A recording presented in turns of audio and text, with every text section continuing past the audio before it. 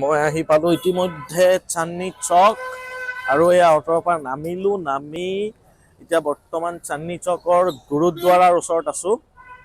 আপোনালোকক গুৰুদ্বাৰটো মই বহুত ধুনীয়াকে দেখাই আছো, য'ত সন্ধিয়া হোৱাৰ লগে লগে এটা বেলেগ পৰিৱেশ এটা হয়, বহুত মানুহৰ সমাগম হয়।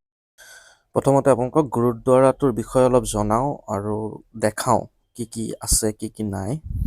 বলক, এইটো হৈছে দিল্লী চান্দনী চকত থকা শীশগঞ্জ গুৰুদ্বাৰা।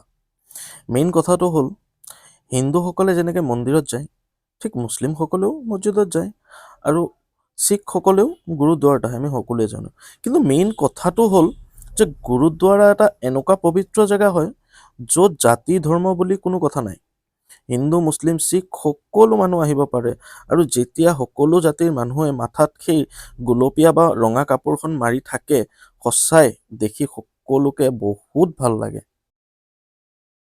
মই দিল্লী আহিলে লাগিলে এদিনৰ কাৰণে আহোঁ বা দুদিনৰ কাৰণে আহোঁ, মই আহি কিনে কেতিয়াও এইখন বা এইটো গুৰুদ্বাৰৰ বাহিৰে মই বেলেগত ক'তো নাযাওঁ। মই যিমান দিন আহিছোঁ গুৰুদ্বাৰত আহোঁ, আহি পেলাই সেৱা লওঁ, সেৱা লৈ মেলি নিজৰ মনটো শান্তি লাগে। আৰু শিখ ধৰ্মত বহুত ধুনীয়া হয়, বহুত ফাৰ্ষ্ট ক্লাছ হয়, মানে সেইটো আৰু ক'ব নালাগে। ভিতৰৰ ফালে মোবাইল এলাউ নকৰে কাৰণে মই ভালদৰে ভিডিঅ'টো কৰিব নোৱাৰিলোঁ ভিতৰত, কিন্তু দিল্লী আহিলে আপোনালোকে নিশ্চয় আহিব এবাৰ। বহুত ৰাতি হোৱাৰ কাৰণে মই ভালদৰে একো দেখাব নোৱাৰিলোঁ, চব বন্ধ হৈ গ'ল। তাৰপিছতো ইয়াৰ এটা যথেষ্ট পুৰণি হিন্দু মন্দিৰ আছে, চান্দনী চকতে অৱস্থিত। সেইটো মন্দিৰ, গোলপীয়া লাইট জ্বলি থকা মন্দিৰটো বহুত পুৰণি মন্দিৰ হয়, গৌৰী শংকৰ মন্দিৰ বুলি কয়। বলক ওচৰৰ পৰা আপোনালোকক দেখাওঁ। এনেকুৱা ৰং বিৰঙৰ লাইটে গোটেই মন্দিৰটো জাকত জিলিকা কৰি ৰাখি থৈ দিয়ে।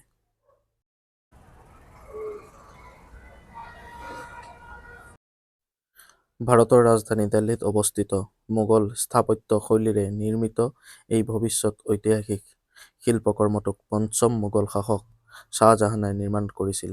তাৰ নামেই হৈছে লাল কিল্লা। মই যিমানখিনি পাৰিছোঁ কৈছোঁ আৰু আপোনালোকক দেখাইছোঁ, গতিকে কিবা ভুল ভ্ৰান্তি হ'লে মাফ কৰিব। আৰু এইখিনিতে মই আজিৰ ব্লগটো শেষ কৰিব ওলাইছোঁ। লাষ্টত আকৌ এবাৰ সেই মন্দিৰটো আৰু চান্দনী চকৰ ৰাস্তাটো দেখাই মোৰ ব্লগ ইয়াতে সামৰিছোঁ। যদি ভাল লাগে লাইক, কমেণ্ট, ছাবস্ক্ৰাইব আৰু শ্বেয়াৰ কৰি দিব।